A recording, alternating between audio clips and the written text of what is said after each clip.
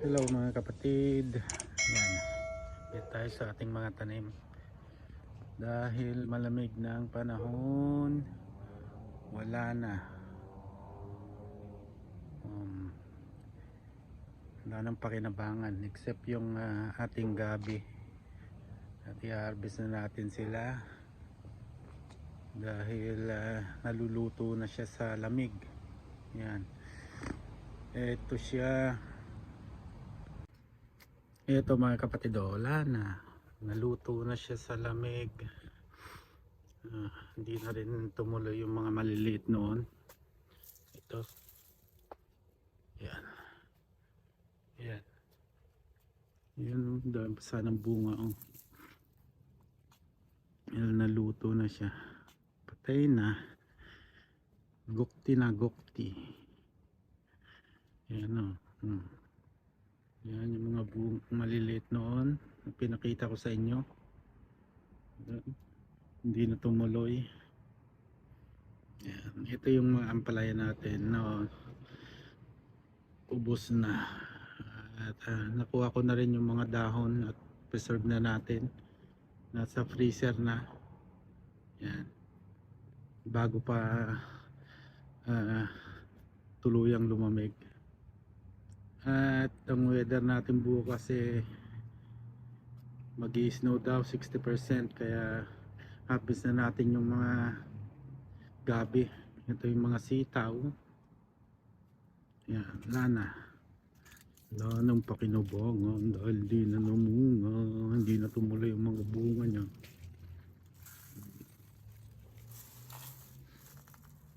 Yung mga talong doon, wala na rin. Mga kamatis, naluto na rin siya sa lamig. Yung mga bunga pang segunda kung tawagin, no? Pero pwede pa yan mga kamatis. Kukunin na lang pagka pwede pa yan mga kamatis na yan. Yan. Yan. Ano pa naman bunga?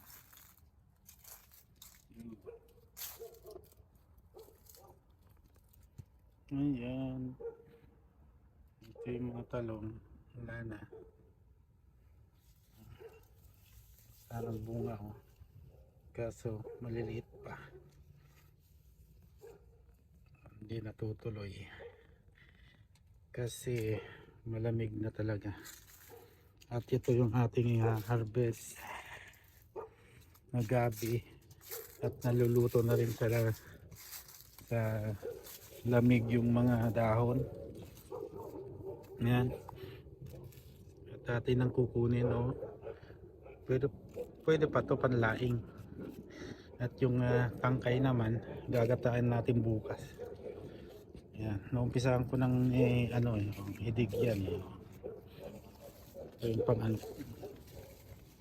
dahil bukas mag-i-snow daw, sabi ng weather. Kaya kukunin na natin lahat.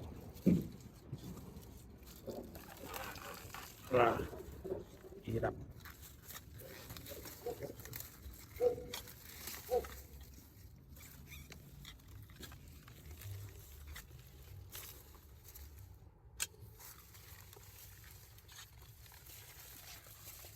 Ayan.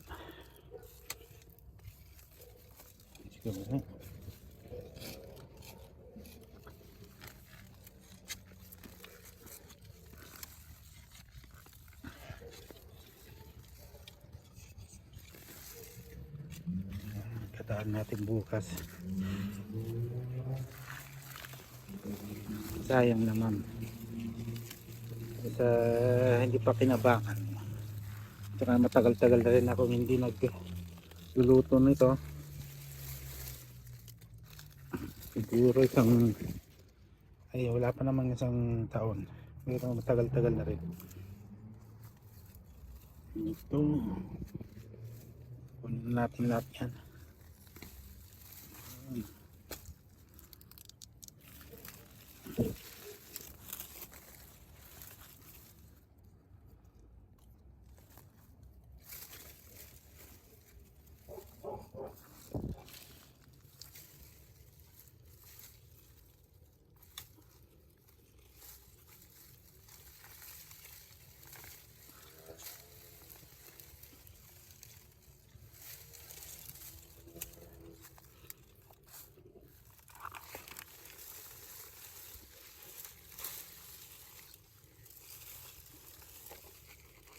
Ayan.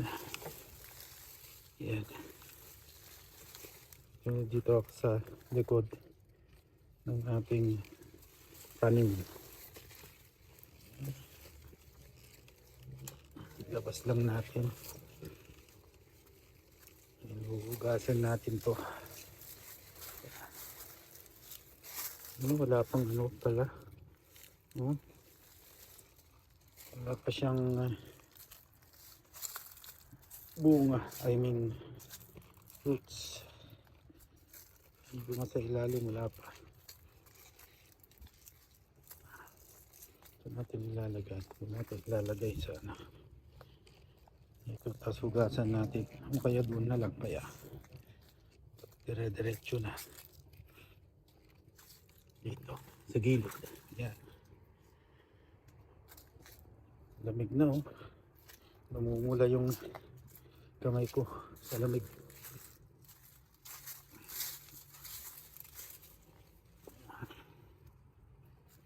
Huwag natin lahat to.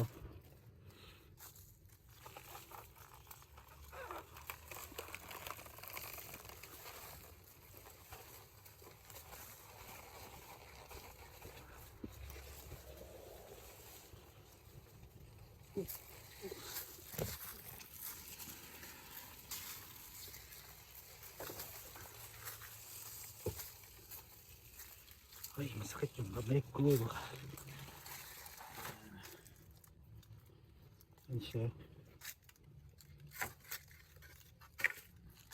Oh, luto na yung iba oh. Sayang. Yung iba na lang kukunin ko. Alright. Tuloy muna natin to guys. At hilira ko muna doon. At ugasan natin. Alisin natin yung lupa. Alright. Yan. Yan mga kapatid oh. Ito na yung nakuha kong mga dahon ng gabi. Napuyot na siya. Tuyot na. Actually gabi na kaya may ilaw na dito. Yan. Alas 6 na. Nakuha ko. May 3 pa akong nakuhang ampalaya. Natitira. Yan. Dun sa tanim natin. At ito. Hugasan ko. Tapos patutuyan ng konti. Tapos ilalaing. Pero ito muna yung uunahin ko. Gagataan. Yan. Gabi. Yan. Yan. May mga dahon-dahon na. Kalat pa. Tapos bukas mag-i-snow daw. Yan. 60% ng snow bukas.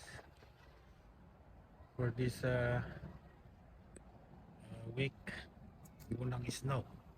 So, tingnan natin bukas kung tutuloy. Yan. Ang daming pangkalat ng mga dahon. Hindi pa nabu-blower. Siguro maya maya blower ko to bago mag-snow. Yan. At atin ang hugasan.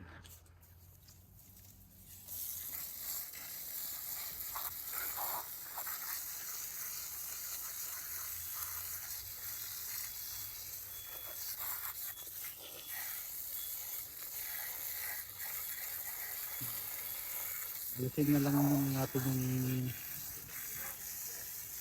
May mga aso, may mga sasakyan.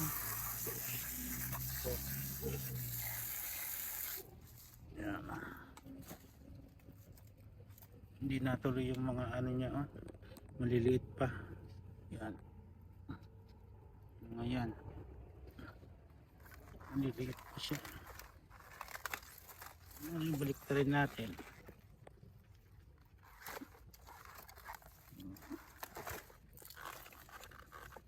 Malaki.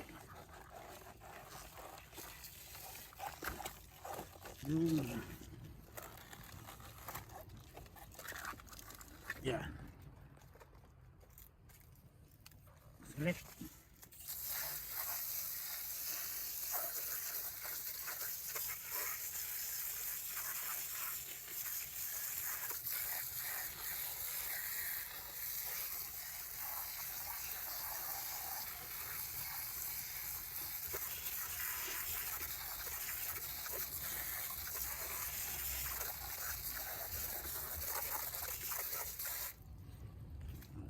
na siguro to. Tuloy ko na lang dun sa loob. Alisin ko muna yung mga ugat-ugat niya. Alright. Ay, kalamig. Oh, yung kamay ko namumula sa lamig.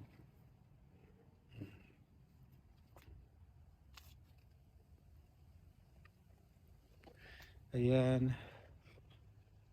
Uy, ano yun?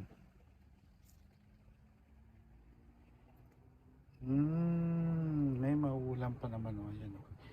Lalo na to, ang paborito kong ginisang ampalaya. Ayan, igigisa natin din siguro mamaya maya pagdating ni Mrs.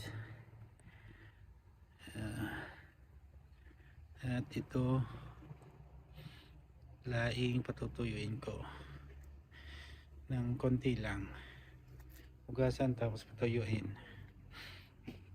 Ayan, pero natural na paraan kasi mahina yung araw, malamig na kasi.